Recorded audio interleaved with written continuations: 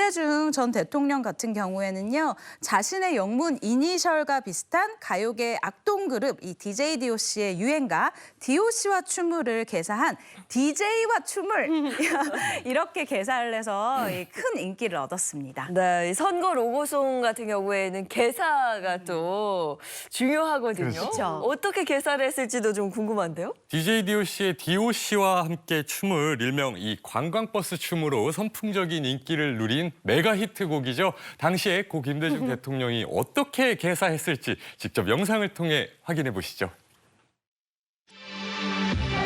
좋은 일이 생길 거예요.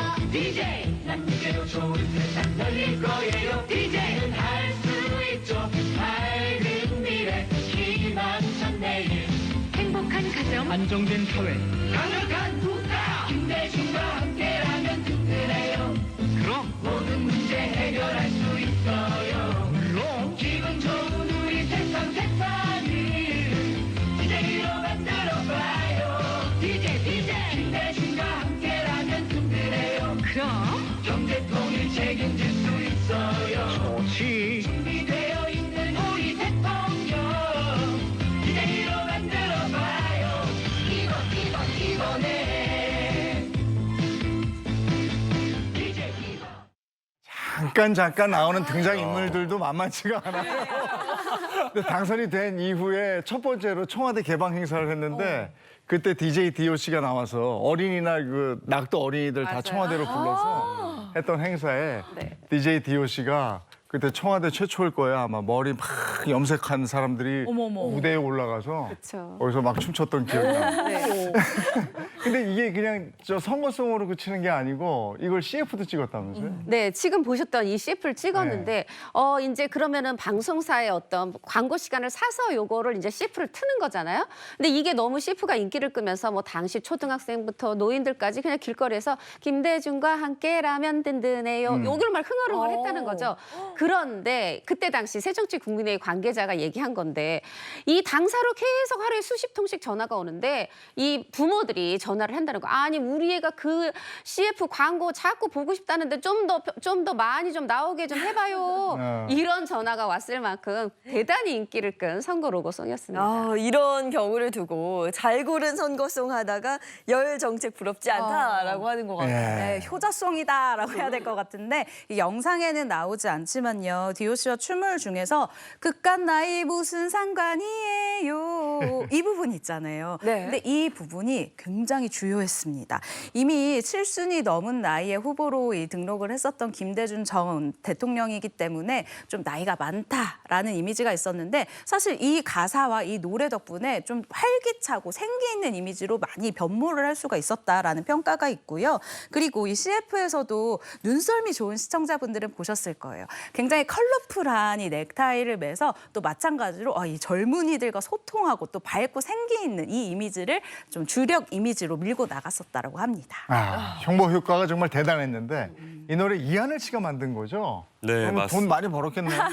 DOC와 춤을을 선거 로고송으로 사용하기에 들인 돈은 저작권료 500만 원이었다고 합니다. DOC와 춤을 노래를 만든 이 이하늘 씨는 세대 간에 편가르지 말고 고정관념을 버리자는 취지로 만든 곡이라고 밝히면서 당시 후보였던 고 김대중 전 대통령의 선거 캠프에서 연락이 왔을 때 단 1초의 망설임도 없이 흔쾌히 이를 허락했다고 합니다.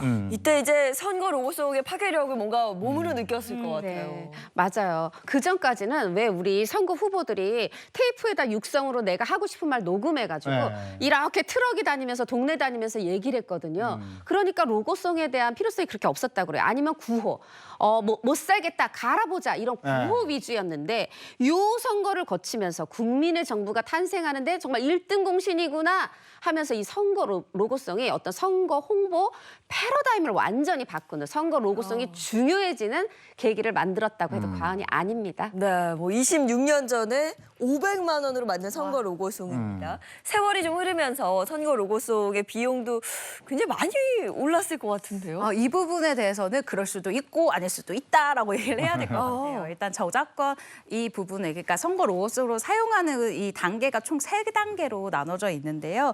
일단 이 선거 로고송을 만들기 위해서는 첫 번째 원작자의 허락을 구해야 됩니다. 그리고 두 번째 한음저협, 그러니까 한국음악저작권협회에 일정 금액을 또 내야 해요. 그리고 대표적으로 얼마를 내야 하냐면은 대통령 선거 같은 경우에는 200만 원, 그리고 광역시장과 도지사 선거는 100만 원, 국회의원 선거는 50만 원으로 알려져 있습니다.